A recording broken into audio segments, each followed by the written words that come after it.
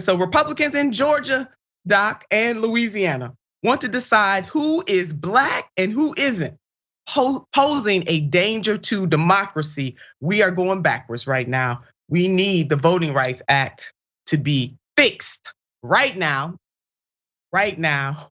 Lord have mercy, right now. And Doc, this story is making me think about the one drop rule. I can't believe these fools are out here in the 21st century doing this stuff, but that's what they're doing. So this is the issue. The issue exists because of the new maps created by the Republican-led legislatures in Alabama and Louisiana after the 2020 census. Take a look at the updated Georgia map. And there it is, right there. Y'all see that sea of red? That's all we see, right? 2021 map is on the left and the 2022 map is on the right.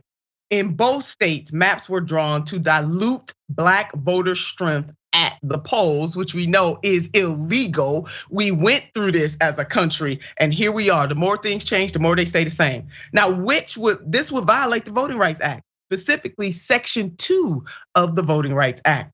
A violation of subsection is established if, based on the totality of circumstances, it is shown that the political process leading to nomination or election in the state or political subdivision are not equally open to participation by members of a class of citizens protected by subsection, in that its members have less opportunity than the other members of the electorate to participate in the political process and to elect representatives of their choice.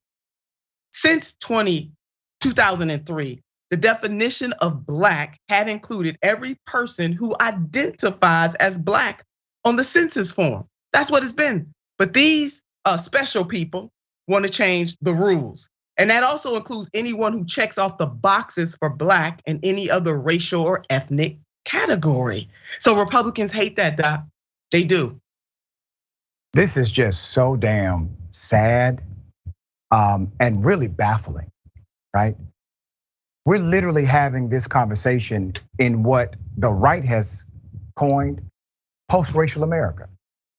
They will say things like, well, there's no racism in America. We elected Barack Obama, but you didn't. If it was up to you, Trump would still be president of the United States, regardless of the fact that he tried to overthrow the government. White dominated cultural dynamics are still present in America today. That's why we try to break them down. We try to eliminate the barriers that it presents. But they're doing it not simply through culture and sentiment. This is policy. This is law. This is different. So when someone says, Senator, there is no racism in the law. I literally had a law professor say this to me a couple of weeks ago, that the law does not see race. And my rebuttal to my law professor was, but racists do see the law. And people have created laws based on their own bias.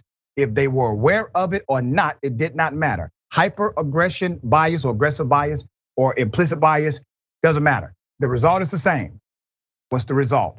A product that's adversarial to the progress of black and brown people in America. So this is really interesting. Yeah. It really is. And what you just said really folds into what a professor at Xavier University of Louisiana made a great point. Wendy Gotland, and she said, redistricting has nothing to do with people's identity. It has to do with power and how different populations, whether it's their inclusion or exclusion, or their carefully curated inclusion, how all of that works to promote the political power of a person or a party. When it gets down to it, the power should be in the hands of the people. Politicians should not be selecting their constituents.